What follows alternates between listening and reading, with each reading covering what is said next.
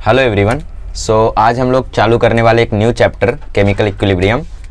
Chemical equilibrium जो topic है वो आपकी बोर्ड में दो पार्ट में दिया हुआ है। पहले 11th में आपको दिया हुआ है केमिकल इक्विलिब्रियम और फिर 12th में आपको दिया हुआ है आयोनिक इक्विलिब्रियम। वहीं हम एनसीईआरटी की बात करें तो वहाँ पे इक्विलिब्रियम करके चैप्टर है जिसमें केमिकल और आयोनिक दोनों का दोनों दे दिया गया है 11th में ही। ठीक है। एमएच बोर्ड के हिसाब से आप लोगों को इस साल सिर्फ केमिकल इक्विलिब्रियम पढ़ना है। केमिकल इक्विलिब्रियम की बात करें तो ये न्यूमेरिकल टाइप में मतलब उतना ज़्यादा फेमस नहीं है अपने बोर्ड में, बट इससे भी न्यूमेरिकल्स आपको प्रैक्टिस करने हैं क्योंकि एंट्रेंस लेवल पर भी यहाँ से चांसेस नहीं होते हैं। मोस्टली क्वेश्चंस आयोनिक से ही आते। केमिकल इक्विलिब्रियम से आएंगे भी तो वो ज़्यादातर थियोरेटिकल आते हैं जो कि ली चैटलियर्स प्रिंसिपल पर बेस्ड होते हैं। अब ये प्रिंसिपल हम लोग लास्ट लेक्चर में डिस्कस करेंगे। तो केमिकल इक्विलिब्रियम बेसिकली आप लोगों का थोड़ा सा ऐसे ही नॉर्मल चैप्टर है जिसको आप लोग अगर थोड़ा बहुत भी प्रिपेयर करते हो तो चलता है। आयोनिक जो आप लोग पढ़ोगे अगले साल वो ज़्यादा इंपॉर्टेंट रहेगा। इस चैप्टर को बस 5 ही लेक्चर्स लगेंगे और अगर न्यूमेरिकल वगैरह नहीं कराना होता, सिर्फ बोर्ड लेवल पे पढ़ाना होता तो शायद 2 लेक्चर भी काफ़ी थे। ठीक है, बिकॉज चैप्टर में कंसेप्ट बहुत कम है यार। टेक्स्ट बुक खोलो, तुम टेक्स्ट बुक खोलोगे तो केमिकल इक्विलिब्रियम तुम्हें शुरू होते ही खत्म हो जाएगा। ठीक है, इसमें है ही क्या। सबसे पहले तुम्हें समझाया गया लॉ ऑफ मास एक्शन जो हम लोग आज समझ लेंगे। अब लॉ ऑफ मास एक्शन से पहले थोड़ा बहुत बेसिक जानेंगे, वो बात अलग है। ठीक है, फिर तुम्हें बताया गया है इक्विलिब्रियम कॉन्स्टेंट्स के बारे में। ठीक है, और फिर लास्ट में तुम्हें दे दिया गया है इक्विलिब्रियम कांस्टेंट के बीच के रिलेशन वगैरह वगैरह फालतू बातें, और फिर लास्ट में दे दिया गया है ली चैटलियर्स प्रिंसिपल। ठीक है, बट हम लोग 2 वीडियोस और करेंगे बिकॉज केमिकल इक्विलिब्रियम वैसे तो रेयरली आता है बट छूटना नहीं चाहिए कुछ भी। ठीक है, सो हम लोग यहाँ पे 2 वीडियोस को और ऐड करेंगे, एक इक्विलिब्रियम कांस्टेंट के ऊपर न्यूमेरिकल्स और एक डिग्री ऑफ डिसएसोसिएशन के ऊपर न्यूमेरिकल्स, जिसको हम लोग डीओडी या फिर अल्फा भी बोलते हैं, इसके ऊपर न्यूमेरिकल्स। सो ये 5 लेक्चर्स हम लोगों के होंगे जिसमें हम लोग पूरा चैप्टर ओवर कर देंगे। न्यूक्लियर केमिस्ट्री बहुत इजी चैप्टर है, वो भी ओवर हो जाएगा। और फिर जैसा कि मैंने कहा था 20 नवंबर से हम लोग ऑर्गेनिक केमिस्ट्री को चालू कर देंगे।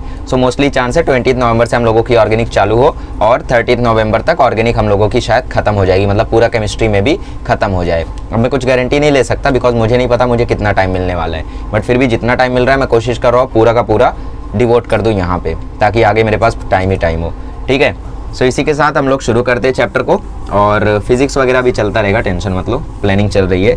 सो इक्विलिब्रियम क्या होता है समझते हैं सबसे पहले इसको। इक्विलिब्रियम मतलब कई टाइप के आपने अभी तक इक्विलिब्रियम पढ़ लिए, मतलब फिजिक्स वगैरह में आपने इक्विलिब्रियम देखा ही है।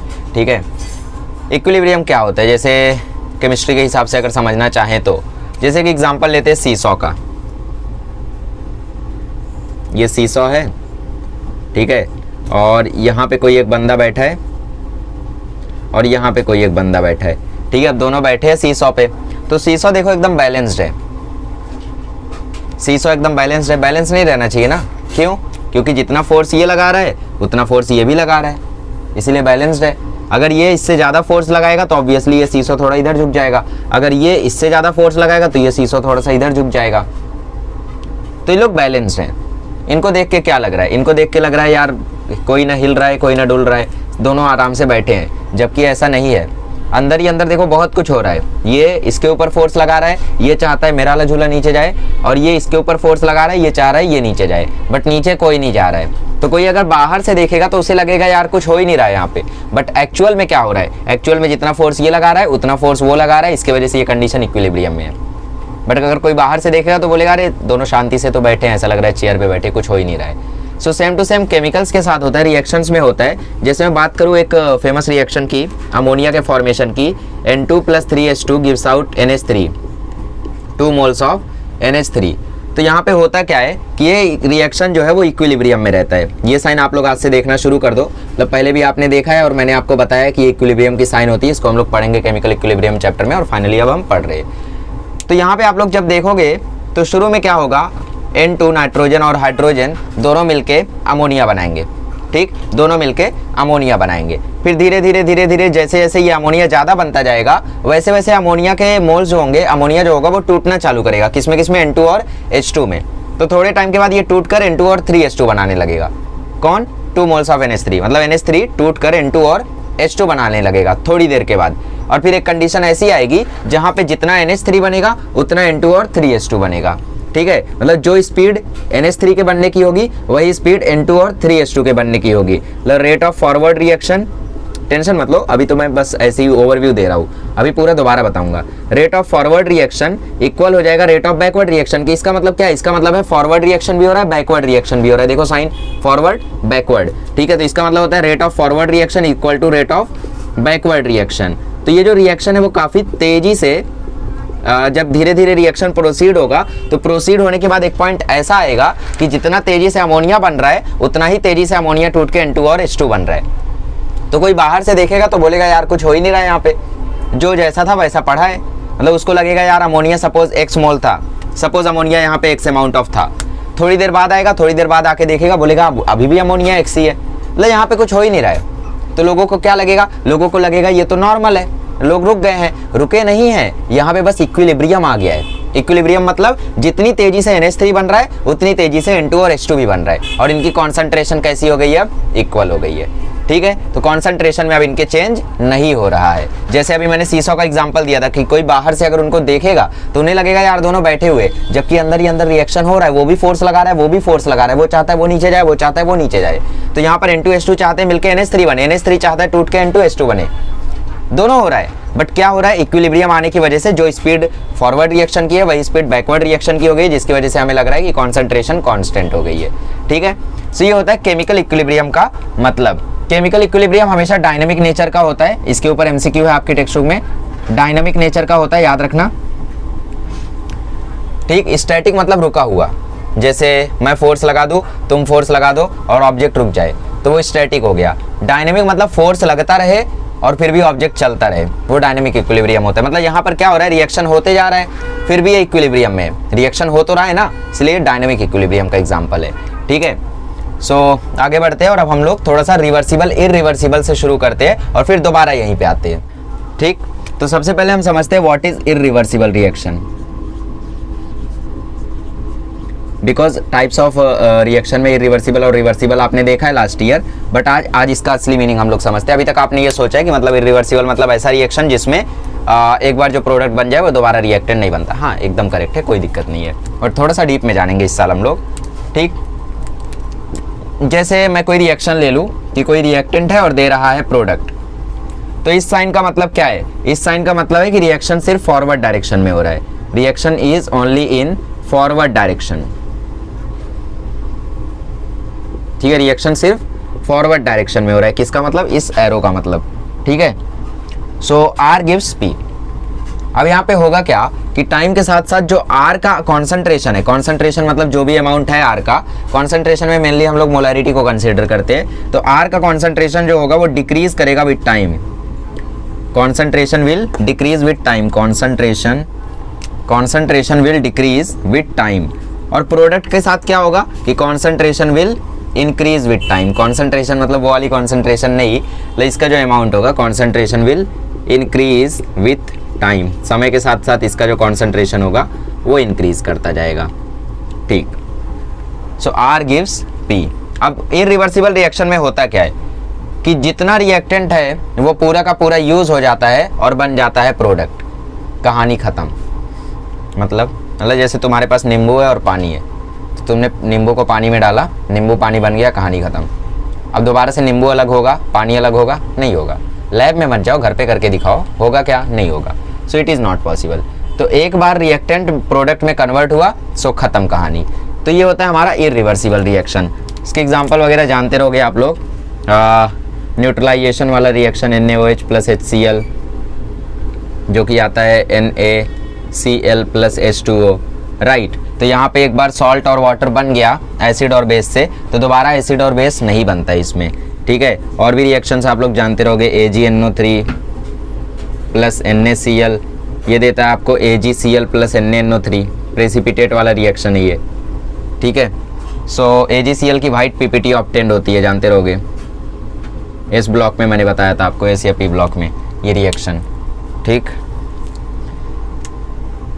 कंबशन रिएक्शन भी होता है इसी में कि C plus O2 gives out CO2, ठीक।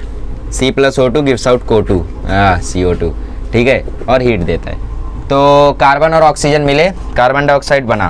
क्या आप दोबारा से कार्बन डाइऑक्साइड कार्बन और ऑक्सीजन में बदल सकता है क्या? नहीं बदल सकता, इट इज़ नॉट पॉसिबल। तो वैसे ही एक बार एसिड और बेस मिले, सॉल्ट और वाटर बना, अब दोबारा से ये सॉल्ट और वाटर एसिड और बेस बन सकते क्या? नहीं बन सकते। तो इसमें जो रिएक्टेंट होता है वो धीरे धीरे खत्म होता है और जो प्रोडक्ट होता है वो धीरे धीरे बनता है। रिएक्टेंट जो होता है वो लास्ट में 0 हो जाता है और जो प्रोडक्ट होता है वो लास्ट में 100% हो जाता है, मतलब जितना बनना रहता है वो बन जाता है। तो इरिवर्सिबल रिएक्शन में पीछे की तरफ कोई रिएक्शन नहीं होता है, reaction is only in forward direction. ये किसका डेफिनेशन है? इरिवर्सिबल रिएक्शन का। समझ में आया? सिर्फ एक ही डायरेक्शन में रिएक्शन होगा, उसको हम लोग बोलेंगे इरिवर्सिबल रिएक्शन।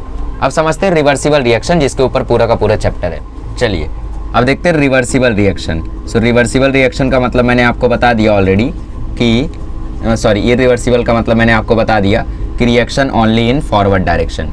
सो रिवर्सिबल रिएक्शन का मतलब क्या होगा?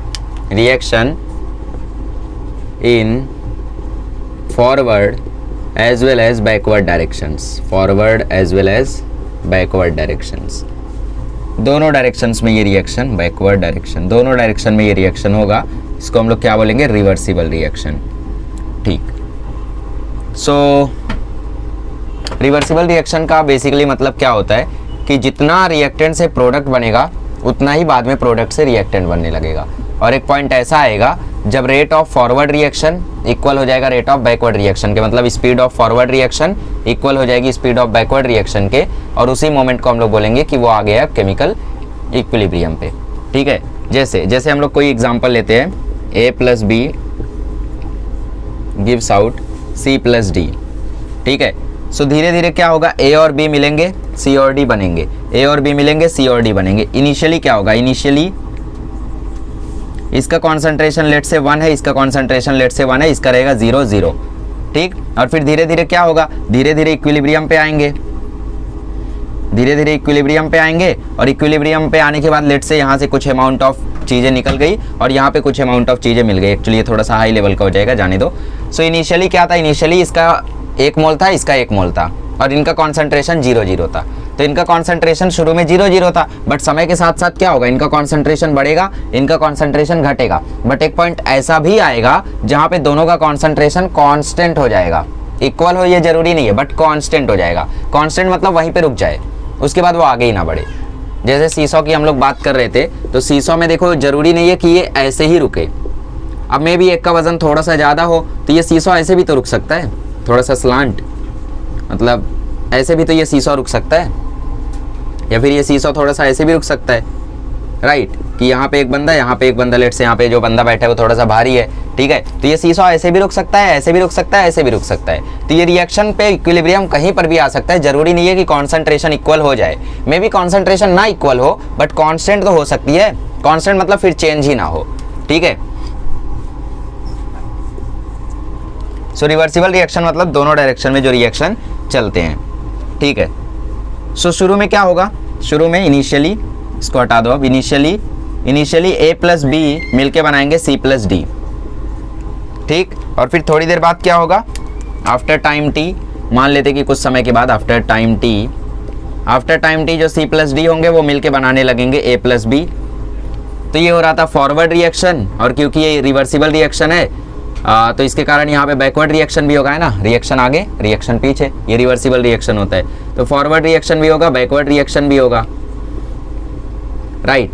सो A+B मिलके बना रहे C+D मिलके बना रहे A+B। तो एक पॉइंट ऐसा आएगा जब rate of forward reaction equal हो जाएगा रेट ऑफ बैकवर्ड रिएक्शन के, rate of forward reaction equal हो जाएगा रेट ऑफ बैकवर्ड रिएक्शन के। मतलब जितना तेजी से फॉरवर्ड रिएक्शन होगा उतना तेजी से बैकवर्ड रिएक्शन होगा। इसी पॉइंट को हम लोग बोलेंगे कि इक्विलिब्रियम अचीव हो गया। ठीक। इसी पॉइंट पे हम लोग बोलेंगे इक्विलिब्रियम अचीव हो गया, और जो कॉन्सेंट्रेशन होगी इस पॉइंट पे वो कांस्टेंट हो जाएगी। कॉन्सेंट्रेशन विल बिकम कांस्टेंट, मतलब चेंज नहीं होगी। फिर ऐसा नहीं होगा कि मतलब 60% रिएक्टेंट था, 40% प्रोडक्ट था, तो वहाँ पे इक्विलिब्रियम आ गया। अब थोड़ी देर बाद देख रहे तो 50% रिएक्टेंट 50% प्रोडक्ट हो गया। नहीं, जब rate of forward reaction equal हो जाएगा रेट ऑफ बैकवर्ड रिएक्शन के, उसी पॉइंट पे उनका कॉन्सेंट्रेशन कांस्टेंट हो जाएगा, जब भी इक्विलिब्रियम अचीव होगा। अब ये सब लैब में देखा जाता है कि कितनी देर बाद इक्विलिब्रियम अचीव हो रहा है, ये सब हमें स्टडी नहीं करनी है। हाँ, ये सब हम केमिकल काइनेटिक्स में पढ़ेंगे अगले साल, ये सब हमें अभी नहीं देखना है। ठीक है। So rate of forward reaction जब इक्वल हो जाता है रेट ऑफ बैकवर्ड रिएक्शन के, वहीं पे इक्विलिब्रियम हो जाता है अचीव, और कॉन्सेंट्रेशन हो जाती है constant. So rate of forward reaction का मतलब क्या है कि जितना तेजी से ए प्लस बी मिलके ए और बी मिलके सी और डी बने। रेट ऑफ बैकवर्ड रिएक्शन का मतलब क्या है कि जितना तेजी से सी और डी मिलके ए और बी बने। ठीक है, so A plus B is in equilibrium with C plus D. So A plus B बना सी प्लस डी, ये forward reaction, C plus D बना ए प्लस बी, ये बैकवर्ड रिएक्शन। और जब दोनों का रेट, दोनों की स्पीड, ए प्लस बी से सी प्लस डी बनने की स्पीड और सी प्लस डी से लेके ए प्लस बी बनने की स्पीड जब इक्वल हो जाएगी तो वहाँ पे हम लोग बोलेंगे इक्विलिब्रियम हो गया अचीव। और अगर कोई देखेगा तो उसे क्या लगेगा कि यार कॉन्सेंट्रेशन चेंज नहीं हो रही है, लगता है ये रिएक्शन रुक गया। रुका नहीं है, रिएक्शन हो रहा है, रिएक्शन अभी भी हो रहा है, बस जितना तेजी से ये हो रहा है उतना तेजी से ये हो रहा है, इसलिए कॉन्सेंट्रेशन कांस्टेंट है। ठीक है, अभी जैसे दो लोग में फाइट हो रही है तो दो लोग एक दूसरे से लड़ाई कर रहे हैं, तो लड़ाई में क्या हो रहा है कि दोनों को चोट नहीं लग रही है, बिकॉज जितना वो मार रहे इतना वो मार रहे हैं। तो लोगों को क्या लगेगा यार नॉर्मल है सब, बट ऐसा नहीं है, दोनों मार रहे एक दूसरे को इसलिए नॉर्मल लग रहा है। एक अगर ज़्यादा मारना शुरू करेगा तब लगेगा हाँ यार कुछ हो रहा है यहाँ पे। ठीक है, सो वही एग्जांपल सीसॉ जैसा कि अगर दूर से कोई देखेगा तो उसे लगेगा दोनों बैठे नहीं, वो लोग फोर्स लगा रहे, बट फोर्स लगाने के बाद भी उनका जो बैलेंस है वो कांस्टेंट है। तो वैसे यहाँ पे जो कॉन्सेंट्रेशन होती है वो कांस्टेंट हो जाती है, कब? जब ये रेट इक्वल हो जाए। और रेट कब इक्वल होगा? जब इक्विलिब्रियम अचीव होगा। ठीक है, तो इस पॉइंट पे हम लोग बोलेंगे इक्विलिब्रियम अचीव्ड। अब केमिकल इक्विलिब्रियम के कुछ एग्जांपल्स भी लिख सकते हो आप लोग, जैसे फेमस एग्जांपल है सबसे अमोनिया का, N2 + 3H2 gives out 2 moles of NH3, H2 + I2 gives out 2 moles of HI।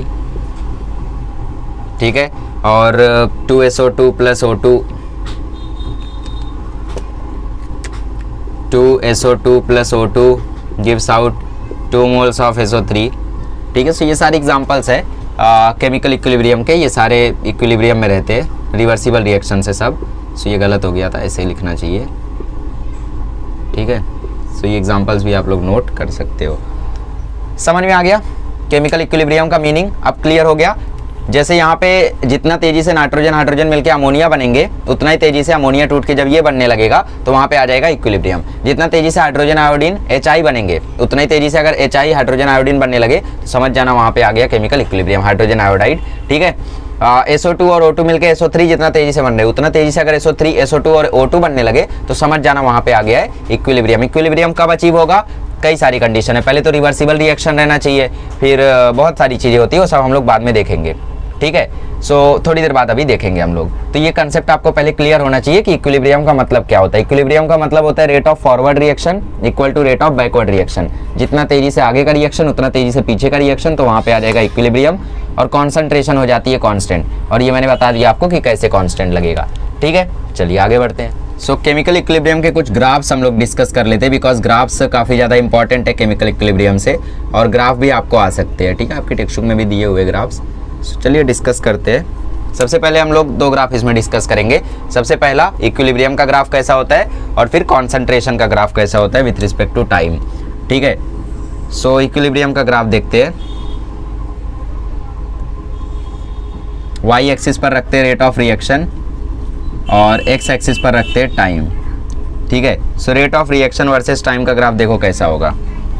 सो थोड़ा सा इमेजिन कर सको अगर आप लोग तो थोड़ा सा ज़्यादा बेटर होगा, अच्छा लगेगा। देखो कैसे करवाते इमेजिन। जैसे मैं एग्जांपल ले लूँ, N2 + 3H2 gives out 3 moles of NH3, sorry 2 moles of NH3, 2 moles of NH3। ठीक, सो रेट ऑफ रिएक्शन मतलब दो रेट ऑफ रिएक्शन, एक फॉरवर्ड रिएक्शन एक बैकवर्ड रिएक्शन। तो मुझे बताओ यहाँ पे फॉरवर्ड रिएक्शन कैसा होगा, समय के साथ साथ फॉरवर्ड रिएक्शन कैसा होगा, टाइम के रिस्पेक्ट में निकालना है ना। तो हम लोग यहाँ से अगर ध्यान से देखें तो शुरू में कैसा रहता है, शुरू में ये 100% रहेगा, मिल बांट के ये 100% रहेगा, और ये 0% रहेगा, कुछ बना ही नहीं रहेगा। अमोनिया वगैरह अभी तो रिएक्शन आपने शुरू किया है इक्विलिब्रियम, हाँ ठीक, तो अभी तो वो 0% रहेगा, अमोनिया में अभी कुछ बना ही नहीं है, और ये 100% रहेगा। तो शुरू में जो रिएक्शन होगा वो बहुत ही तेज़ी से होगा। इसको आप लोग ऐसा समझ सकते हो जैसे हाँ एक और एग्जाम्पल है, बहुत ही बढ़िया एग्जाम्पल है। सपोज़ यहाँ पे आप लोगों ने एक बहुत ही बड़ा सा गड्ढा किया है, और यहाँ पे आप लोगों ने एक लगा दी है बॉर्डर, मतलब क्या बोल सकते हो उसको, बैरियर एक लगा दिया आप लोगों ने यहाँ पे, और यहाँ पे भरा है पूरा पानी। ठीक है, यहाँ पे आपने पूरा भरा है पानी। मे भी ये एग्जाम्पल बेस्ट रहेगा। ठीक है, अच्छे टाइम पे याद आ गया मुझे, एक्चुअली मैं गाँव गया था सपने में, दिमाग में अभी जस्ट, सो मैंने थोड़ा सा इमेजिन किया तो मैंने बोला देखते ही वाला एग्जाम्पल। सो यहाँ पे भरा है पूरा पानी। ठीक है, खेत वेत में डालने के लिए पानी रखते ना। सो यहाँ पे पूरा पानी भरा है, अब यहाँ पे कितना है पानी, 0, जो पानी है वो पूरा यहीं पर है, मतलब ये 100% है। तो जैसे ही आप बैरियर हटाओगे होगा क्या, लेट सपोज मैंने बैरियर हटा दिया, बैरियर हटाते ही पूरा पानी उधर बह जाएगा। कितने लोग के दिमाग में आया बैरियर हटाते ही पूरा का पूरा पानी बहुत तेजी से, बहुत ही ज़्यादा स्पीड से उधर भागेगा। तो वैसे ही यहाँ पर होगा, जैसे ही तुम उन दोनों को मिक्स करोगे तुरंत फॉरवर्ड रिएक्शन बहुत तेजी से होगा, मतलब rate of forward reaction will be so much faster. जो रेट ऑफ फॉरवर्ड रिएक्शन होगा वो बहुत तेज होगा। शुरू में फॉरवर्ड रिएक्शन बहुत तेज होगा बट समय के साथ साथ स्लो हो जाएगा। जैसे यहाँ पे आप लोगों ने लेट से बैरियर हटाया, बहुत ही तेजी से पानी गया, बट कब तक जाएगा, जैसे जैसे उसकी कॉन्सेंट्रेशन कम होगी, टाइम बीतेगा, वैसे वैसे वो स्लो हो जाएगा। क्यों स्लो हो जाएगा, क्योंकि अब यहाँ पे भी तो पानी जमा होने लगेगा। अब एक पॉइंट ऐसा आएगा कि यहाँ पे भी थोड़ा पानी है, यहाँ पे भी थोड़ा पानी है, तो दोनों एक दूसरे को बैलेंस करने लगेंगे। तो कोई वहाँ पे देखेगा तो बोलेगा पानी रुका है, पानी रुका नहीं है, वो पानी उधर से भी फोर्स लगा रहा है, ये पानी भी फोर्स लगा रहा है। बस दिक्कत ये है कि दोनों का कॉन्सेंट्रेशन अब कांस्टेंट है, तो तुम्हें लग रहा है कि वो रुका हुआ है, रुका नहीं है, डायनामिक है वो भी। यहाँ से पानी उधर जा रहा है और जब यहाँ पे भी उतना ही पानी भर जाएगा, तो लेट से एक कंडीशन बना ही लेता हूँ, ठीक। अब कंडीशन ऐसी आ गई कि दोनों जगह बराबर पानी भर गया है, दोनों जगह क्या हुआ, बराबर पानी भर गया है। तो बराबर पानी भरने के बाद क्या होगा कि हमें लगेगा यार पानी तो रुक गया है, कुछ हो ही नहीं रहा है, ठीक है। सो यही कंडीशन इक्विलिब्रियम होती है। जितना तेजी से शुरू में जा रहा था उतना तेजी से नहीं रह गया, टाइम खत्म होते होते होते होते इसकी स्पीड कम हो गई। बैकवर्ड रिएक्शन कैसा होगा, मतलब ये वाला गड्ढा कितनी तेजी से पानी को फ्लो कराएगा, NH3 कितना तेजी से N2 और H2 बनाएगा। पहले तो 0 रहेगा क्योंकि पहले कुछ था ही नहीं, समय के साथ बढ़ेगा बढ़ेगा बढ़ेगा बढ़ेगा और फिर ये आ जाएगा इक्विलिब्रियम। सो ये आ जाता है इक्विलिब्रियम। याद रखना इक्विलिब्रियम के ग्राफ में दोनों लाइंस टच जरूर होने चाहिए और टच होकर कांस्टेंट चलने चाहिए, ठीक है। सो ये था हमारा रेट ऑफ फॉरवर्ड रिएक्शन और ये था हमारा rate of backward reaction. Graph समझ में आया कैसा था, शुरू में फॉरवर्ड रिएक्शन का रेट बहुत तेज था, बैकवर्ड रिएक्शन का रेट 0 था। देखो ना यहाँ पे अभी पूरा पानी खाली है, कुछ है ही नहीं, तो 0 है। बट समय के साथ साथ जैसे जैसे पानी वहाँ गया उसका भी कुछ ना कुछ रेट आने लगा, तो इसी समय के साथ ये बढ़ने लगा। तो rate of forward reaction, rate of backward reaction का ग्राफ ऐसा आता है। और ये पॉइंट पर क्या हुआ, ये पॉइंट पर rate of forward reaction equal हो गया रेट ऑफ बैकवर्ड रिएक्शन के, मतलब यहाँ पे अचीव हो गया इक्विलिब्रियम। क्या अचीव हो गया, इक्विलिब्रियम। तो ये कौन सी कंडीशन में आ गए, केमिकल इक्विलिब्रियम में, ठीक। समझ में आया, चलो। सो ये ग्राफ आई होप आप लोगों को समझ में आओगा। अब नेक्स्ट ग्राफ देखते हैं कॉन्सेंट्रेशन वर्सेस टाइम का। चलिए, हमने rate of reaction versus time का ग्राफ देख लिया। वो ग्राफ कैसा होता है, फॉरवर्ड रिएक्शन पहले तेजी से, backward reaction slowly, but last में इक्विलिब्रियम आ जाता है और फिर वो लाइन कांस्टेंट रहती है। याद रखना, वो लाइन अगर डिस्टर्ब हुई तो मतलब इक्विलिब्रियम डिस्टर्ब हो गया है, ठीक है। सो वो इक्विलिब्रियम का ग्राफ नहीं रह जाएगा। अब देखते हैं rate of concentration versus time का ग्राफ। कितनी देर तक आप कॉन्सेंट्रेट कर सकते हो टाइम के हिसाब से उसका ग्राफ देखते हैं, ठीक है। सो इसका ग्राफ सीधा ऐसा आएगा, क्योंकि आपका कॉन्सेंट्रेशन पहले बहुत ज़्यादा रहेगा, फिर इतना तेज़ी से नीचे गिरेगा ना कि नीचे ही रह जाएगा। फिर फालतू बातें थी, ये मजाक कर रहा था मैं, ठीक है। ओनली मैथ्स स्टूडेंट और those who are expert in graphs can understand the graph, ठीक है। सो कॉन्सेंट्रेशन वर्सेस टाइम का ग्राफ देखो कैसा होगा। यहाँ पर रखते हैं कॉन्सेंट्रेशन और यहाँ पे रखते हैं टाइम। सोचते फिर से वही एग्जांपल लेते हैं, बहुत बढ़िया एग्जांपल है ये, ठीक। फिर से हम लोगों ने यहाँ पे लिया एग्जांपल सेम टू सेम। यहाँ पे लगा बैरियर और यहाँ पे है पूरा का पूरा पानी और पानी में है एक मछली, ठीक है। और ये रही मछली, फिश। जान दो भाई, अपनी ड्राइंग में आपको दिखाऊंगा तो आप बोलोगे कि नेशनल अवार्ड डिजर्व करता हूँ मैं, इसलिए जाने दो। सो शुरू में क्या था, यहाँ पे देखो पानी बहुत ज़्यादा था। अब ये पानी क्या है, रिएक्टेंट मान लो ना, ये पानी क्या है, रिएक्टेंट। तो शुरू में काफ़ी ज़्यादा है, जैसे N2 और H2 शुरू में 100% है ये, और ये 0 है। मतलब जो रिएक्टेंट होता है वो शुरू में बहुत ही ज़्यादा होता है, ठीक है। सो ये हमारा रिएक्टेंट है जो कि शुरू में बहुत ज़्यादा होता है। कौन है ये, रिएक्टेंट। फिर समय के साथ क्या होगा, रिएक्टेंट प्रोडक्ट में कन्वर्ट होगा, तो धीरे धीरे धीरे धीरे घटने लगता है।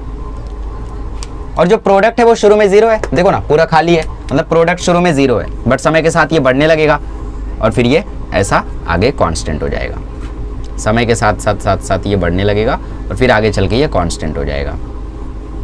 कांस्टेंट हो जाएगा इन द सेंस कांस्टेंट हो जाएगा, और क्या, जितना रिएक्टेंट उतना प्रोडक्ट। ये देखो ना कांस्टेंट हो गया ना। अब इसको लाइन को आगे ले जाओगे तो ये लाइन आगे ही जाते रहेगी, ये देखो ये ऐसी जाती रहेगी लाइन, ठीक है। सो जितना रिएक्टेंट उतना प्रोडक्ट। अब जरूरी है क्या कि दोनों इक्वल हो जाए, मतलब ये दोनों लाइन इंटरसेक्ट कर जाएं, ये जरूरी है क्या, बिल्कुल है। एक कंडीशन रहनी चाहिए कि ये लाइन आगे चल के सीधी ही जानी चाहिए। अब ये ग्राफ जैसे मैं आपको ऐसा बना के दे दूँ, कि यार ये देखो ये कॉन्सेंट्रेशन है और ये टाइम है और ये ग्राफ कुछ ऐसा है, ठीक है, कुछ ज़्यादा ही ठीक है। सो क्या है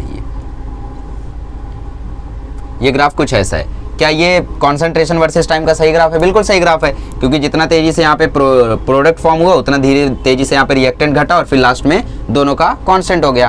कांस्टेंट होना जरूरी है, दोनों लाइन इंटरसेक्ट करे ना करे दोनों चलेगा। ये ग्राफ ऐसा भी हो सकता है कि यार शुरू में प्रोडक्ट बहुत ज़्यादा बन गया और रिएक्टेंट बहुत ही तेज़ी से घट गया, बट लास्ट में चल के दोनों कांस्टेंट हो गए। तो ये ग्राफ ऐसा भी पॉसिबल है, बट ये ध्यान रखना कि लास्ट में कांस्टेंट होनी चाहिए, ये कांस्टेंट है, कांस्टेंट होना जरूरी है, ठीक है, तो दोनों इक्वल होने चाहिए लास्ट में। सो कॉन्सेंट्रेशन वर्सेस टाइम का ग्राफ कैसा होता है? रिएक्टेंट बहुत ज़्यादा होता है शुरू में तो धीरे धीरे घटता है, और प्रोडक्ट बहुत कम होता है शुरू में, जीरो रहता है, धीरे धीरे बढ़ता है, ठीक, और लास्ट में क्या होता है? दोनों कांस्टेंट हो जाते हैं। तो जैसे N2 H2 और NH3 का मैं अगर ग्राफ बनाऊं, सो इसका ग्राफ देखो कुछ ऐसा बनेगा। ये रहेगा हमारा N2, ये रहेगा हमारा H2 और ये रहेगा हमारा NH3। ये है N2, ये है H2 और ये है NH3। इनका ग्राफ ऐसा रहेगा और लास्ट में तीनों कांस्टेंट हो जाएंगे, कांस्टेंट, ठीक है, कॉन्सेंट्रेशन वर्सेस टाइम का। समझ में आया ग्राफ्स? ग्राफ से खेलना सीख लो भाई, ग्राफ बहुत ज़रूरी है केमिस्ट्री में, क्योंकि अभी तो आप कुछ भी नहीं देख रहे हो यार। स्टेट्स ऑफ मैटर में आपने थोड़े बहुत ग्राफ देखे, हिल गए, इससे कहीं गुना ज़्यादा अगले साल ग्राफ्स देखोगे आप लोग, चाहे वो केमिकल काइनेटिक्स हो, चाहे वो इलेक्ट्रोकेमिस्ट्री हो, चाहे वो सॉल्यूशंस हो, बहुत सारे ग्राफ, मतलब हर चैप्टर में आप लोगों को ग्राफ्स ही ग्राफ दिखेंगे अगले साल केमिस्ट्री में। सो पहले ही रेडी कर रहा हूँ कि भाई ग्राफ व्राफ सीख लो, कैसे बन रहा है, क्यों बन रहा है, खास करके वो स्ट्रेट लाइन वगैरह का इक्वेशन y = mx वगैरह। चलिए छोड़िए, ठीक है। सो ये हो गई हमारी बातें ग्राफ से रिलेटेड। अब हम लोग देखते हैं कैरेक्टरिस्टिक्स ऑफ केमिकल इक्विलिब्रियम, जो कि बोर्ड में आपको 3 मार्क्स का आ सकता है। चलिए हम लोग देखते हैं कैरेक्टरिस्टिक्स ऑफ केमिकल इक्विलिब्रियम, बहुत ही इंपॉर्टेंट है, 3 मार्क्स का आपको लिखने के लिए आ सकता है, ठीक है। सो ये चीज़ भी अच्छे से नोट करना, और समझने के लिए भी ज़रूरी है कि कैटलिस्ट को डालने से क्या होगा, कौन से नेचर का होता है, केमिकल इक्विलिब्रियम कैसे पता चलेगा कि आ गया है, ये बहुत सारी चीज़ें होती है।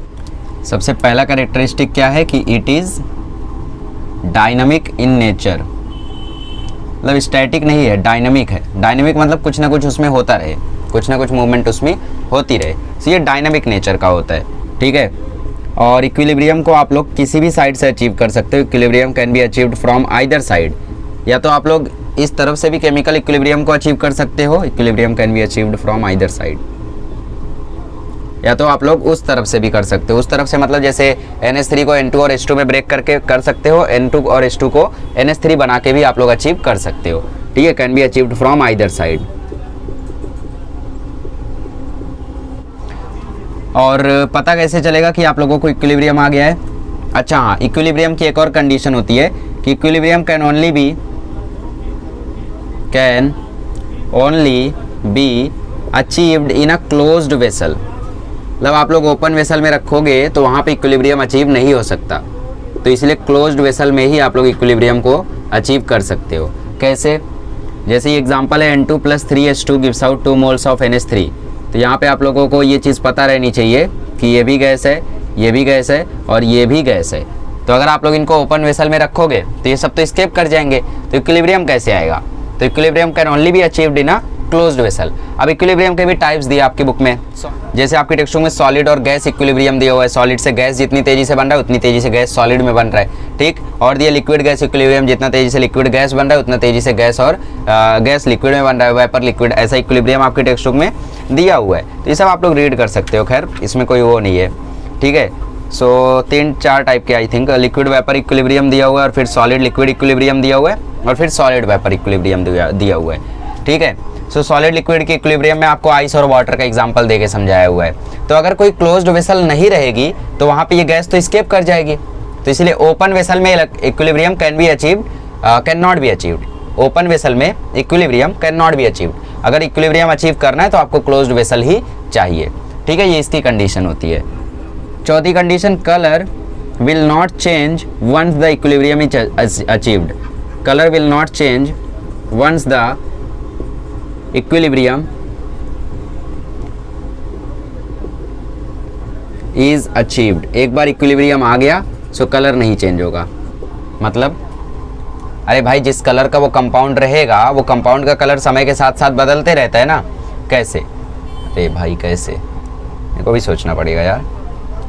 जैसे किसी चीज़ को आप लोग हीट कर रहे हो तो आप उसको हीट दे रहे हो तो उसका कलर चेंज होता है। लोहे को अगर आप हीट देते हो तो धीरे धीरे पहले वो थोड़ा सा कम रेड रहता है, फिर थोड़ा सा रेडिश होता है, थोड़ा सा ज़्यादा रेडिश होता है और फाइनली वो एकदम रेड हो जाता है, ब्लडी रेड। ठीक है, ब्लड रेड एकदम।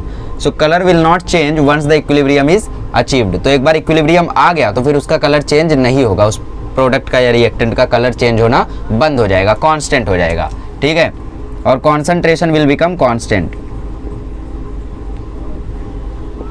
Concentration will become constant. एक बार इक्विलिब्रियम आ गया तो उसके बाद क्या होगा, कॉन्सेंट्रेशन कांस्टेंट हो जाएगी, उसके बाद वो चेंज नहीं होगी। ठीक है, छठी चीज, इनिशियल कॉन्सेंट्रेशन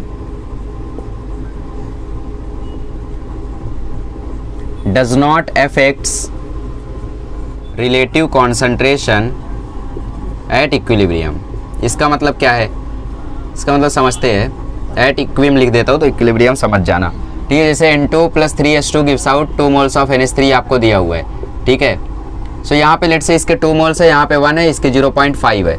ठीक है, सो आप लोग कभी भी इसका रेशियो निकालोगे रिलेटिव कॉन्सेंट्रेशन का, मतलब इसका इसके रिस्पेक्ट में, तो 1/0.5 करोगे तो ये 2 आएगा, तो ये 2:1 आएगा। राइट, कभी भी आप लोग निकालो 0.5:1 निकालोगे तो ये 1:2 आएगा। तो इनका जो रिलेटिव कॉन्सेंट्रेशन होगा वो इक्विलिब्रियम पर इफेक्ट नहीं होगा। आप शुरू में कितनी भी ज़्यादा कॉन्सेंट्रेशन रख सकते हो, 100 ग्राम इसको रख दो, 100 ग्राम इसको रख दो, तो बाद में भी जो इनका रिलेटिव कॉन्सेंट्रेशन होगा वो सेम ही रहने वाला है। ठीक है, इसके ऊपर कोई इफेक्ट नहीं पड़ेगा। इनिशियल कॉन्सेंट्रेशन आप कुछ भी रख सकते हो। 7वां point, pressure and density will also be constant, ये भी कांस्टेंट हो जाएंगे। ठीक है, और सबसे इंपॉर्टेंट आता है catalyst enhances both forward reaction as well as backward reaction.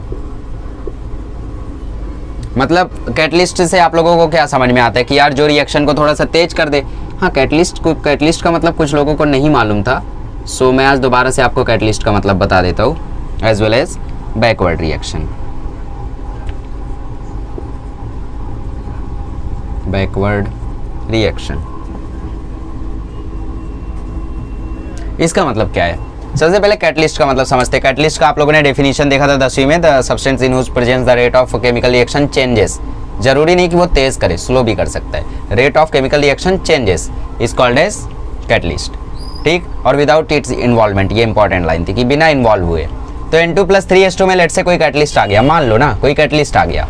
अब कोई कैटलिस्ट आने के बाद आपसे मैं ये सवाल पूछना चाहूंगा, क्योंकि ये इक्विलिब्रियम में है तो यहाँ पे अमोनिया से N2 और H2 भी बन रहा है और N2H2 से अमोनिया भी बन रहा है। तो मुझे एक बात बताओ, क्या N2 और H2 तेजी से अमोनिया बनाने लगेंगे कैटलिस्ट आने के बाद, या NH3 से N2 और H2 बनने लगेगा तेजी से कैटलिस्ट के आने के बाद? क्या होगा? तो याद रखो, कैटलिस्ट जो होता है वो फॉरवर्ड रिएक्शन मतलब N2H2 से NH3 बनने वाला, और बैकवर्ड रिएक्शन मतलब NH3 से N2 और H2 बनने वाला, दोनों ही रिएक्शन की स्पीड को बढ़ा देता है। दोनों ही रिएक्शन की स्पीड को बढ़ा देता है। इनडायरेक्टली कैटलिस्ट क्या करता है? इनडायरेक्टली कैटलिस्ट इक्विलिब्रियम को जल्दी अचीव करता है। ठीक है, अचीव्स इक्विलिब्रियम फास्टर, मतलब दोनों तरफ के रिएक्शन को, फॉरवर्ड को भी बैकवर्ड को भी, दोनों को इनहेंस कर देता है, दोनों को तेज कर देता है। ठीक है, अचीव्स इक्विलिब्रियम फास्टर, इसकी वजह से इक्विलिब्रियम क्या होता है? तेजी से आ जाता है। जैसे ग्राफ देखते हैं हम लोग इसका, विद कैटलिस्ट और विदाउट कैटलिस्ट का। ठीक है, सो बनाते हैं, देखो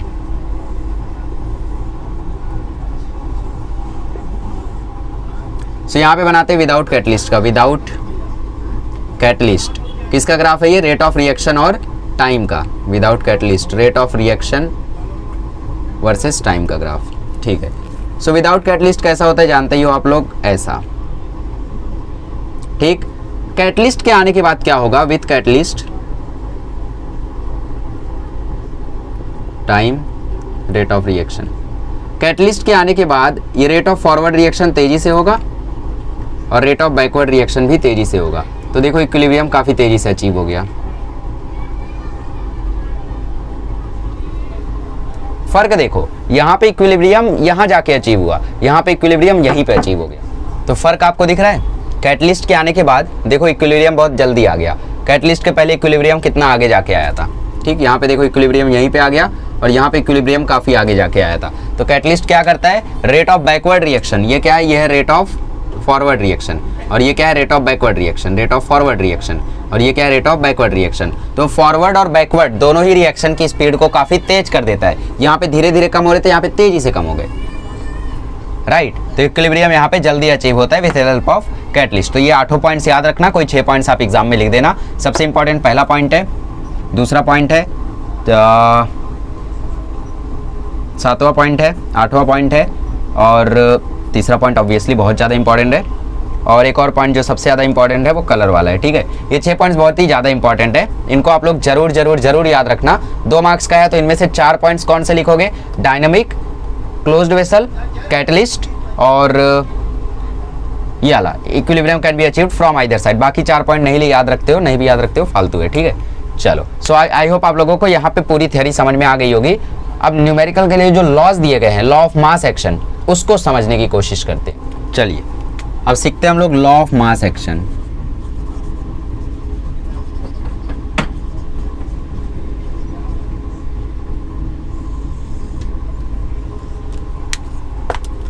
लॉ ऑफ मास एक्शन कहता है the rate of reaction at each instant is proportional to the product of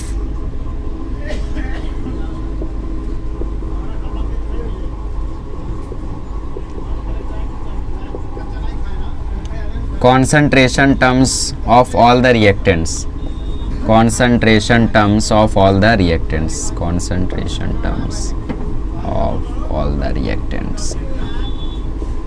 इसका मतलब रेट ऑफ केमिकल रिएक्शन, जो केमिकल रिएक्शन का रेट होता है हर एक मोमेंट पे, हर एक इंस्टेंट पे डायरेक्टली प्रोपोर्शनल होता है कॉन्सेंट्रेशन टर्म्स के प्रोडक्ट के।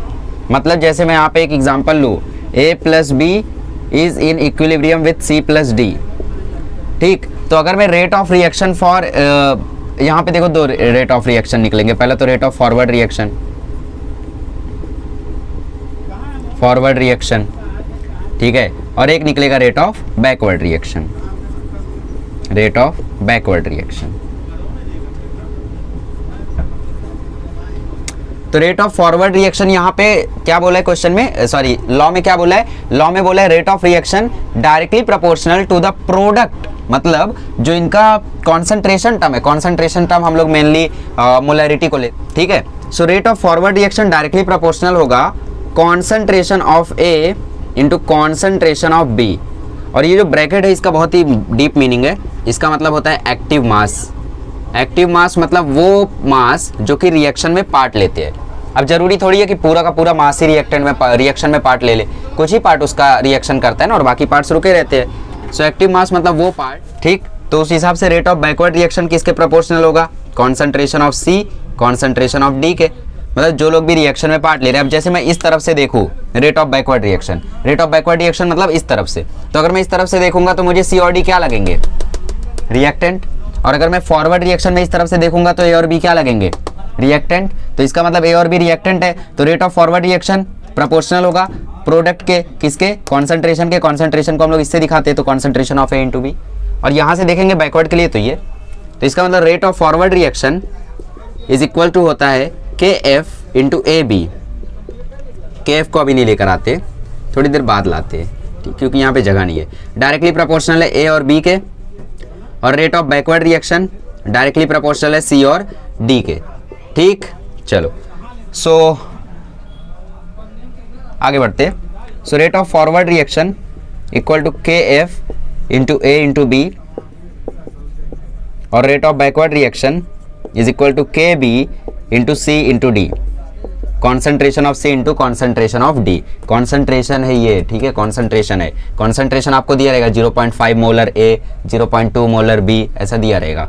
यहाँ पे के एफ क्या है, यहाँ पे के एफ है rate constant of forward reaction, rate constant of forward reaction.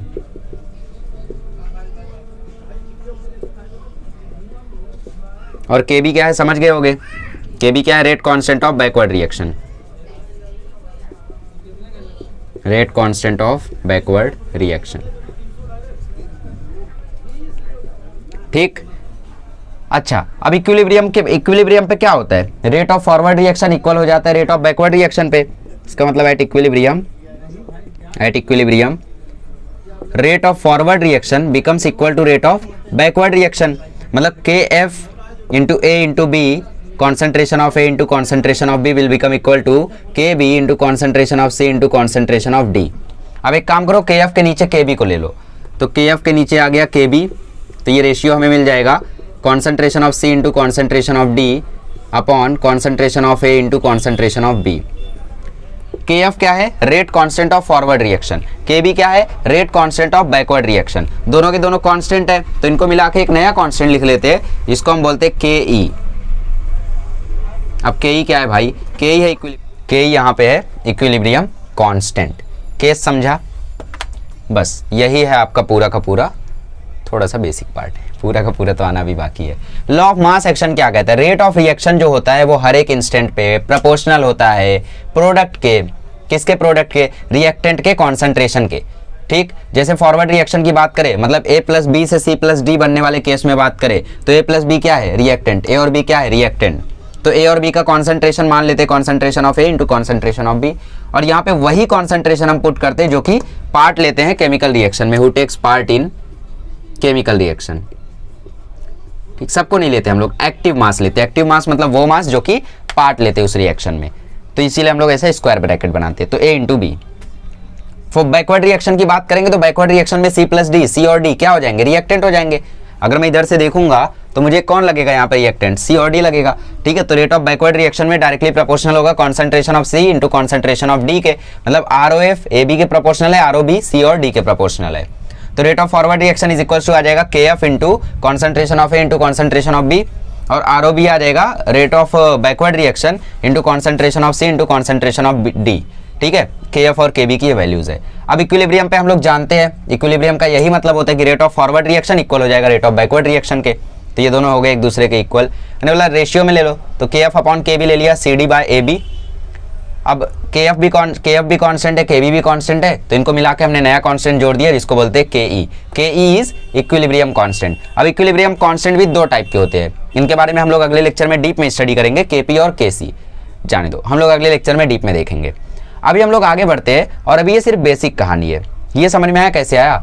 चलो, अब अगर मैं आप लोगों को बोलूं कि भाई मुझे इक्विलिब्रियम कांस्टेंट लिखकर दिखाओ, इक्विलिब्रियम कांस्टेंट लिखकर दिखाओ P in equilibrium with Q plus R, इसके लिए मुझे इक्विलिब्रियम कांस्टेंट लिखकर दिखाओ, तो क्या लिखोगे? सोचो सोचो, तब तक मैं आगे बढ़ता हूँ। ठीक है, इसको मैं रफ करता हूँ अब और कहानी आगे बढ़ाता हूँ। ठीक, तो मैंने क्वेश्चन क्या दिया था, P is in equilibrium with Q plus R। सो यहाँ पे आप लोगों ने क्या किया होगा, सबसे पहले रेट ऑफ फॉरवर्ड रिएक्शन लिखा होगा। रेट ऑफ फॉरवर्ड रिएक्शन क्या है, R Q plus R, reactant है यहाँ पे R, सो कौन। ठीक, अब रेट ऑफ बैकवर्ड रिएक्शन अगर मैं लिखने बोलूंगा तो आप लोग लिखोगे KB इंटू, बैकवर्डली देखेंगे तो Q और R रिएक्टेंट हो जाएंगे, सो Q into R, concentration of Q into concentration of R। अब इनको अपॉन में लेते हैं, मतलब रेशियो में लेते हैं, क्योंकि इक्विलिब्रियम पे दोनों इक्वल होते हैं, तो ROF is equals to ROB, so KF into concentration of P is equals to KB into concentration of R into concentration of R, sorry ये P है, सो KF बाय KB का ratio आप लोगों को देखने को मिल जाएगा Q into R upon P। So इतना सब नहीं करना है आपको, ये तो शुरू है ना, इसलिए मैं आपको थोड़ा सा बड़ा मेथड से करा रहा हूँ। चलो, अब आपने इसके लिए लिख दिया, लिखा होगा कई लोग ने, अब जो लोग चोरी किए उन लोग जाने खुद का, ये इक्वल होगा KE के। चोरी मतलब जिन्होंने नहीं लिखा और क्या। ओके, सो 2A plus B gives out 3C plus D, इसके लिए लिखो थोड़ा, ये थोड़ा सा हाई एक्सप्रेशन, इसके लिए लिखो, ट्राई करो, देखो क्या आता है।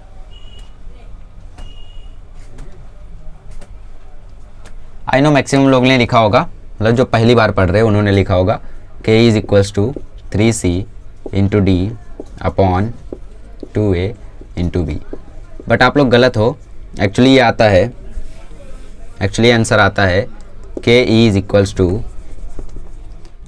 तो रियलिटी में जो आंसर आता है वो आता है C की power 3 into D upon A की पावर 2 इंटू B।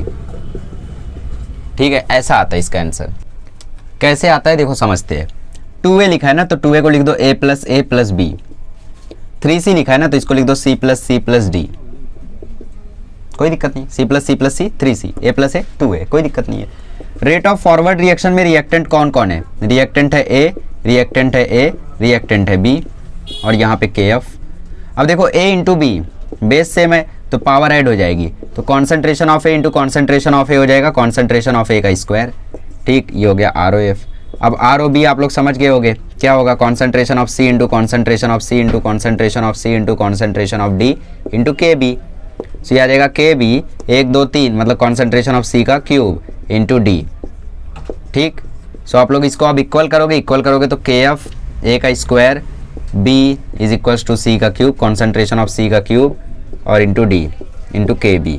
सो KF अपॉन KB मतलब K जब आप निकालोगे तो वो आएगा कॉन्सेंट्रेशन ऑफ C का cube into D upon concentration of A का स्क्वायर इंटू B। ये आएगा आंसर। ठीक, समझ में आया ऐसा आंसर क्यों आता है? अब देखो इसका एक्चुअल तरीका क्या है। इसका एक्चुअल तरीका मैं आपको बता ही देता हूँ फाइनली, ज़्यादा परेशान नहीं करूँगा। तरीका क्या है, आप लोग लिखो KE is equals to product, जो भी हो प्रोडक्ट इसमें। अब यहाँ से देखना, यहाँ से प्रोडक्ट क्या है? 3C और D। ठीक है, तो जितने प्रोडक्ट हो उतना मल्टीप्लाई के फॉर्म में लिखना, उसकी पावर कर देना स्टोकियोमेट्री। स्टोकियोमेट्री जानते हो? स्टोकियोमेट्री मतलब ये नंबर 3 1 1 2, ये स्टोकियोमेट्री होता है, डिवाइडेड बाय रिएक्टेंट की पावर स्टोकियोमेट्री। समझे? अब देखो KE is equals to product कौन था? C, प्रोडक्ट कौन था? D। स्टोकियोमेट्री पावर में, C की स्टोकियोमेट्री 3 तो पावर में, D की स्टोकियोमेट्री 1 तो पावर में। रिएक्टेंट कौन था? A और कौन था? B। तो A की स्टोकियोमेट्री 2 तो पावर में, B की स्टोकियोमेट्री 1 तो पावर में। तो KE देखो सीधा सीधा आ गया कॉन्सेंट्रेशन ऑफ C का cube, concentration of D, concentration of A का स्क्वायर, कॉन्सेंट्रेशन ऑफ B। ठीक है, सो यही चीज यहाँ पे आप लोगों ने लंबे मेथड से किया, ओरिजिनल मेथड, और ये शॉर्टकट मेथड। जितने प्रोडक्ट हैं उनका कॉन्सेंट्रेशन लो, मल्टीप्लाई करो, पावर में स्टोकियोमेट्री डालो, जितने प्रोडक्ट है। जैसे मैं आपको बोलूँ N2 + 3H2 gives out 2 moles of NH3, चलो इसके लिए लिख के दिखाओ। क्या लिखोगे? KE is equals to product कौन? NH3, स्टोकियोमेट्री कितनी है? 2, तो NH3 का square divided by concentration of N2, stoichiometry कितनी? 1, कॉन्सेंट्रेशन ऑफ H2, स्टोकियोमेट्री कितनी? 3। तो ये आ जाएगा इसका आंसर, NH3 का स्क्वायर N2 की पावर 1 H2 की पावर क्यूब। ठीक, ये हो गया KE। समझ में आया? मजा आया? ठीक है, चलो अब कई सारे क्वेश्चंस इसके ऊपर हम लोग सॉल्व करते हैं तो आपको थोड़ा सा ज़्यादा समझ में आएगा। अब देखो इक्विलिब्रियम कांस्टेंट के 2 टाइप्स देख लेते हैं, फिर क्वेश्चन सॉल्व करते हैं। ठीक है, 2 टाइप्स ऑफ इक्विलिब्रियम कांस्टेंट्स।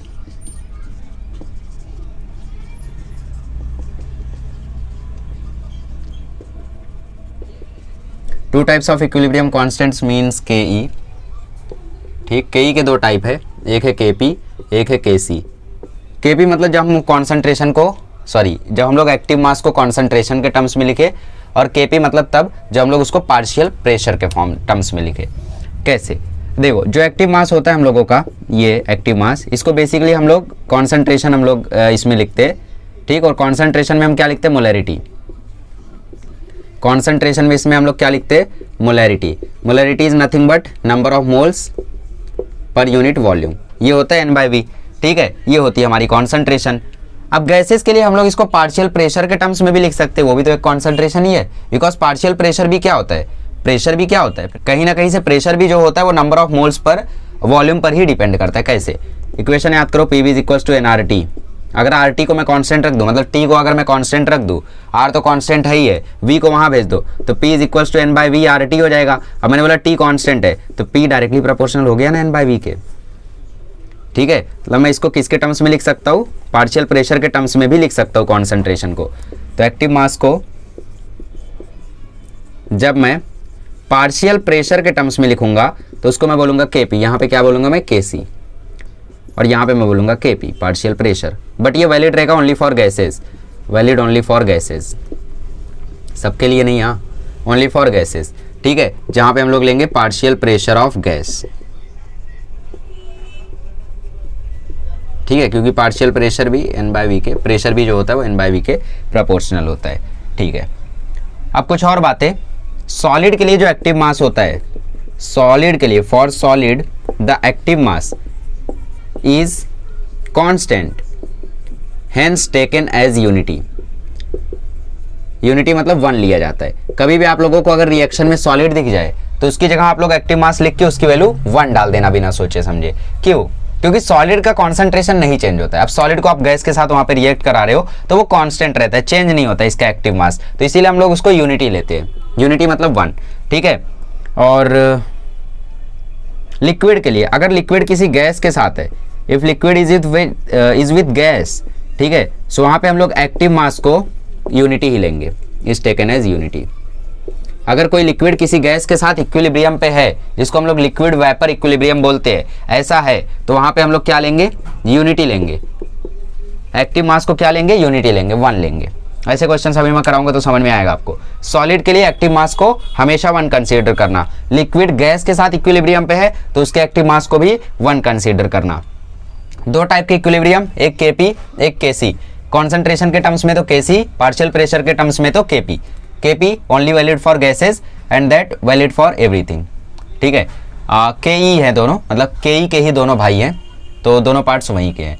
चलो आगे बढ़ते हैं और कुछ क्वेश्चन सॉल्व कर लेते हैं। बाकी नेक्स्ट लेक्चर में हम लोग केपी और केसी के बारे में बहुत डिस्कशन करेंगे, साथ ही में हम लोग उन दोनों के बीच का रिलेशन भी डिराइव करेंगे। चलिए क्वेश्चंस करते हैं फटाफट, ठीक है। जैसे पहला क्वेश्चन ले लें, N2 + 3H2 gives out 2 moles of NH3। Equilibrium पे 2 मोल्स ऑफ NH3। आपको केपी और केसी बताना है, ठीक है। सो ये भी गैसियस, ये भी गैसियस, ये भी गैसियस, हालांकि अमोनिया को बाद में लिक्विड के फॉर्म में ऑब्टेन किया जाता है, छोड़ो। सो के भी लिखते हैं, केपी सीधा सीधा लिखेंगे। अब फॉर्मूला हमें पता चल गया, क्या फॉर्मूला है? ऊपर प्रोडक्ट लिखो, पावर स्टोकियोमेट्री पावर में डालो, और नीचे रिएक्टेंट लिखो मल्टीप्लाई में, और फिर स्टोकियोमेट्री पावर में डालो। ये हो गया केपी। केपी का यूनिट क्या होगा? ऊपर केपी मतलब क्या? पार्शियल प्रेशर ना, तो ये होगा ATM। ऊपर 2 और नीचे 3 + 1 4, तो 2 - 4 ऐसा लिखेंगे इसको। पार्शियल प्रेशर का यूनिट ATM, ऊपर पावर 2 और नीचे 3 + 1 4, तो 2 - 4, -2 मत लिख देना। जनरल तरीका यही है कि ऊपर की पावर और नीचे की पावर ऐसा हम लोग लिखते हैं, ठीक है। केसी कॉन्सेंट्रेशन के टर्म्स में तो सेम रहेगा, NH3 की पावर 2, नीचे H2 की पावर 3 और N2 की पावर 1। यूनिट इसका अलग आएगा। यूनिट क्या आएगा इसका? मोल पर लीटर, मोलरिटी है ना, सो मोल पर लीटर 2 - 4 ऐसा रहेगा। और क्वेश्चन लेते हैं, CaCO3 is in equilibrium with CaO + CO2। यहाँ पे ये सॉलिड है, ये भी सॉलिड है, और ये गैस है। तो इसके लिए मोस्टली जनरली लोग लिख देंगे Kp is equals to concentration of CaO × CO2 divided by CaCO3। But मैंने आपको बताया था सॉलिड्स का एक्टिव मास हमेशा 1 रहता है। सॉलिड्स का एक्टिव मास इक्विलिब्रियम पे हमेशा 1 रहता है। सॉलिड्स का एक्टिव मास हमेशा 1 रहता है, तो इसलिए वो 1 आएगा। तो ऐसे हालातों में जहां पे भी आपको सॉलिड दिखे नेग्लेक्ट करो, सिर्फ गैस लिखो, या चाहो तो पहले लिख दो, फिर अगले स्टेप में उसकी जगह 1 डाल दो। तो Kp क्या आएगा? 1 × कॉन्सेंट्रेशन ऑफ CO2। खत्म। क्या लिखोगे यहाँ पे? ATM पावर 1 - 0, नीचे कुछ नहीं है ना, तो 1 - 0। ओके, अब इसको चाहो तो आप लोग 2 स्टेप में ऐसे भी कर सकते हो कि Kp is equals to P of CO2 is equals to ATM 1 - 0। ऐसा भी आप लोग कर सकते हो, आपकी मर्जी है। ऐसा कर दो या ऐसा कर दो, दोनों चलेगा। क्योंकि आपने Kp लिखा है तो आप लोग ने सीधा बता दिया कि पार्शियल प्रेशर के टर्म्स में लिख रहे हो। Kc लिखोगे तो क्या आएगा? Kc लिखोगे तो भी यही आएगा, CO2, और यूनिट बस बदल जाएगी, मोल पर लीटर 1 - 0। बाकी सब कुछ सेम रहेगा। क्या Kc लिखते टाइम सॉलिड का अलग हो जाता है? नहीं, सॉलिड का एक्टिव मास हमेशा 1 ही होगा। अभी मैं ऐसे क्वेश्चन करा रहा हूं जहां पे दोनों सेम आएगा, अभी कुछ ऐसे क्वेश्चन कराऊंगा जहां पे दोनों अलग आएंगे, ठीक है। तो पहले ये 2 क्वेश्चन नोट कर लो। चलिए और एग्जांपल्स देखते हैं। H2O लिक्विड के फॉर्म में, इक्विलिब्रियम पे है H2O गैसियस के फॉर्म में। तो ये आपके टेक्स्ट बुक का एग्जांपल है, वहाँ पे वेपर लिक्विड इक्विलिब्रियम दिया गया था। इसको दूसरा नाम भी कहा जाता है, इसको कहीं कहीं पे फिजिकल इक्विलिब्रियम भी कहा जाता है। फिजिकल इक्विलिब्रियम क्यों? क्योंकि बस स्टेट चेंज हो रहा है, एलिमेंट सेम है। मतलब जैसे मैं आइस और वाटर की बात करूँ तो वहाँ पे एलिमेंट तो सेम ही है, H2O ही है दोनों, बट स्टेट चेंज हो रहा है, पहले सॉलिड फिर लिक्विड। यहाँ पे भी वही H2O ही है, लिक्विड से सॉलिड, लिक्विड से गैस में जा रहा है बस, ठीक है। तो इसके लिए Kp क्या आएगा? इसके लिए Kp आएगा कॉन्सेंट्रेशन ऑफ H2O या फिर पार्शियल प्रेशर ऑफ H2O, ऐसा बोल दो। चलो वही बोलते ज़्यादा बेटर होगा, partial pressure of H2O upon partial pressure of this H2O। But मैंने बोला लिक्विड जब गैस के साथ हो तो वहाँ पे उसको हम लोग यूनिटी लेते हैं, लिख के दिया था ना, तो उसको यूनिटी ले लिया हमने। तो इसका वही रहेगा ATM 1 माइनस 0। Kc क्या आएगा इसका Kc भी यही आएगा H2O, बस यूनिट बदल जाएगी मोल पर लीटर 1 माइनस 0। ठीक है। क्वेश्चन लेते हैं Cu प्लस 2Ag प्लस, थोड़ा सा एक्वस फॉर्म में जाते हैं हम लोग अब, और फाइनल आ रहा है Cu2 प्लस 2Ag। ठीक, यहाँ पे ये है हम लोगों का सॉलिड के फॉर्म में, यह है एक्वस फॉर्म में, यह है एक्वस फॉर्म में, और यह है सॉलिड के फॉर्म में। तो इसके लिए क्या लिखोगे? इसके लिए Kc क्या लिखोगे? Kc लिखोगे आप लोग, Kc लिख रहा हूँ Kp नहीं। इसके लिए Kc लिखोगे Ag की पावर 2 अपॉन 2Ag प्लस, मतलब Ag प्लस की पावर 2। ऐसा लिखोगे? बिल्कुल नहीं। ऊपर लिखोगे Cu2 प्लस राइट की पावर 1 और नीचे Ag प्लस की पावर 2। क्यों? क्योंकि ये सॉलिड है ना, ये सॉलिड है ना, तो इसका एक्टिव मास 1 इसका एक्टिव मास 1, तो उसको लिखने की जरूरत नहीं। यूनिट आएगी मोल पर लीटर 1 माइनस 2। इसको मोल इनवर्स लिखने की जरूरत नहीं, मोल पर लीटर 1 माइनस 2 ऐसा लिख दो। Kc में Kp में क्या आएगा? यहाँ मजा है, देखो Kp इसके लिए पहली बात एग्जिस्ट ही नहीं करेगा। Kp इसके लिए नॉट डिफाइंड रहेगा। क्यों नॉट डिफाइंड रहेगा? क्योंकि यहाँ पे गैस है ही नहीं, तो पार्शियल प्रेशर लोगे किसका? यहाँ पे कोई गैस है ही नहीं, तो तुम यहाँ पे पार्शियल प्रेशर ले ही नहीं सकते, तो Kp यहाँ पे नॉट डिफाइंड है, बस Kc रहेगा यहाँ पे। तो मैंने बोला ना Kp आपको सिर्फ गैस के लिए काम करेगा, Kc सबके लिए काम करेगा। तो Kc की वैल्यू कैसे आई? सॉलिड का एक्टिव मास 1 माना, सॉलिड का एक्टिव मास 1 माना, प्रोडक्ट ये बचा, रिएक्टेंट ये बचा, पावर 2 में गई, स्टोक्योमेट्री पावर में गई, स्टोक्योमेट्री पावर में गई, 1 था ना, तो 1 माइनस 2 ये आ गया। ठीक, ये आपका अगला एग्जांपल, ये एक्वस फॉर्म में, ये लिक्विड फॉर्म में, ये एक्वस फॉर्म में, और ऑब्वियसली ये भी एक्वस फॉर्म में। ठीक है, करते इसको। तो यहाँ पे अगेन जो Kp होगा वो नॉट डिफाइंड होगा। क्यों नॉट डिफाइंड होगा? क्योंकि यहाँ पे गैस है ही नहीं। गैस दिख रही है क्या? नहीं दिख रही है, तो यहाँ पे Kp नॉट डिफाइंड होगा। तो Kc की वैल्यू क्या आएगी? Kc की वैल्यू आएगी concentration of CH3COO minus multiplied by concentration of H3O plus upon CH3COOH। H2O को नहीं लिखोगे, आपने तो कहा था लिक्विड गैस के साथ होता है, आप लोग नहीं लिखोगे। नहीं, ये रिएक्शन हो रहा है एक्वस फॉर्म में, H2O वहां पे क्या है? बहुत ही ज्यादा भरा हुआ है, तो H2O के कॉन्सेंट्रेशन पे कुछ भी फर्क नहीं पड़ेगा, तो इसीलिए इसका हम लोग जो एक्टिव मास है उसको 1 लेंगे, यूनिटी लेंगे। ठीक है, तो इसका Kc का वैल्यू आएगा CH3CO माइनस H3O प्लस, और नीचे आएगा CH3COOH। यूनिट क्या आएगी? यूनिट आएगी मोल पर लीटर 2 माइनस 1। ठीक, समझ में आ गया? चलो, तो ये कुछ क्वेश्चंस थे, कुछ कंसेप्ट थे केमिकल इक्विलिब्रियम के पहले वीडियो में। अब अगले लेक्चर में मिलेंगे तो हम लोग Kp और Kc को डीप में स्टडी करेंगे। ठीक है, चलिए, थैंक यू सो मच।